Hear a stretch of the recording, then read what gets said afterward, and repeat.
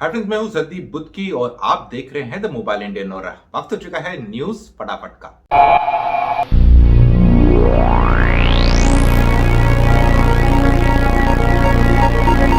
Friends, हमारी पहली news जुड़ी हुई है Realme 6 के साथ। आपको याद होगा जब Realme 6 लॉन्च हुआ था 12,999 का हुआ था और उसके बाद जीएसटी की दुहाई देते हुए उसका प्राइस इंक्रीज कर दिया गया था 14,999 का। लेकिन अब फ्लिपकार्ट की जो सेल चलने वाली है दिवाली सेल में, ये फोन आपको मिल जाएगा 9,999 का 4 GB वाला वेरिएंट। तो बड़ी इंटरेस्टिंग बात है कि प्राइस ऊपर नीचे होते रहते हैं। लॉन्च होता है 12,000 पे, फिर पहुंच जाता है 14,000 और अब 9,999 और ये एकदम माइक्रोमैक्स इन 1 की रेंज में आ गया है।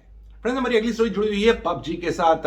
पबजी के बारे में आपको बता ही चुके हैं कि वो लोग एज्योर के क्लाउड यूज कर रहे हैं। एज्योर माइक्रोसॉफ्ट का है, अब उनमें उनके सर्वर्स लोकेटेड होंगे ताकि जो भी भारतीय गवर्नमेंट की आपत्ति थी उनसे पहले कि उनके जो सर्वर्स थे चाइनीज कंपनी के साथ होस्टेड थे, उन सब का तो निपटारा उन्होंने कर दिया। अब एज्योर के साथ जा रहे हैं और वहां पर अपने पूरा का पूरा क्लाउड सर्विसेज यूज करेंगे। और साथ ही साथ एक और अपडेट आ रही है कि दिवाली के आगे पीछे उनका एक पोस्टर भी आ जाएगा जिसमें बताया जाएगा कि कब क्या करने वाले हैं और कौन कौन से उनमें नई चीजें करने की सोच रहा है पबजी।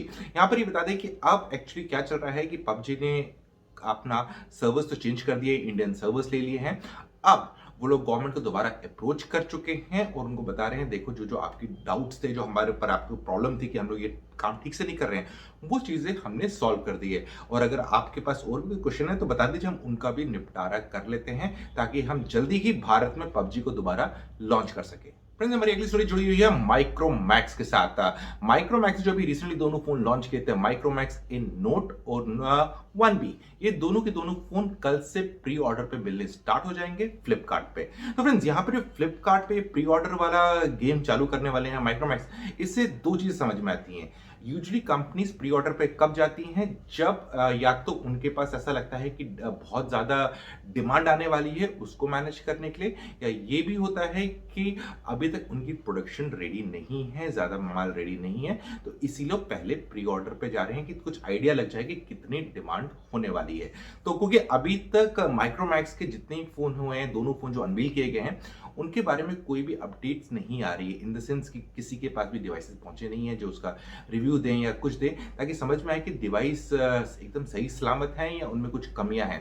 क्योंकि ये स्ट्रैटेजी थोड़ी बहुत चाइनीज ब्रांड वाली मिल रही है, ऐसी लग रही है वैसे ही, क्योंकि वो लोग भी यही करते थे कि जब भी फोन एम्बार्गो में देते हैं या तो लेट देते हैं या तो एम्बार्गो में देते हैं। और एम्बार्गो में भी जब देते हैं तो बोलते हैं, एम्बार्गो होता है कि आप इस दिन से पहले इसके बारे में कुछ बोल नहीं सकते, लिख नहीं सकते। और फिर एम्बार्गो का दिन इतने प्यार से तय किया जाता है कि जिस दिन फोन फर्स्ट सेल में जाने वाला होता है उस दिन उसका एम्बार्गो हटता है, ताकि अगर जिन लोगों को ऑर्डर प्लेस करना है वो ले लेते हैं, फिर उसके बाद एक्चुअली रिव्यूज और बाकी इंफॉर्मेशन फोन से रिलेटेड आती है।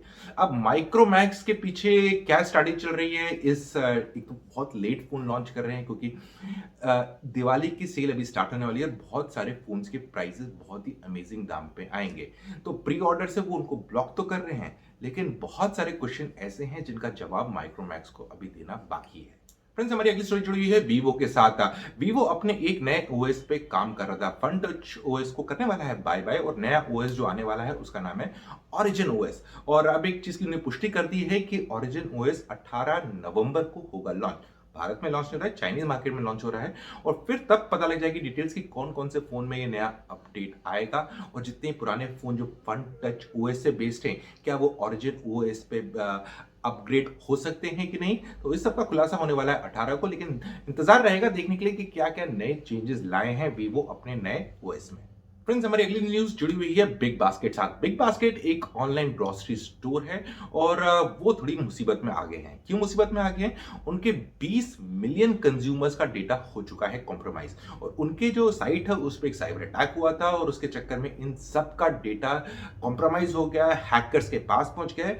और डार्क वेब में ये जो डेटा है, इन यूजर्स का जितना भी डेटा उन्हें कलेक्ट किया है, वो मिल रहा है 30 लाख रुपए में बेच रहे हैं। इसके सिलसिले में बिग बास्केट ने एक पुलिस कंप्लेंट भी की है साइबर सेल के साथ, उनको बोला है कि हमारे साथ ये हुआ है। तो अब देखते हैं आगे क्या होता है, और जिन कंज्यूमर्स का डेटा कॉम्प्रोमाइज हुआ है, कहीं उन्हें आगे चल के कोई मुसीबत तो नहीं होगी। ये सब तो आने वाला समय ही बताएगा।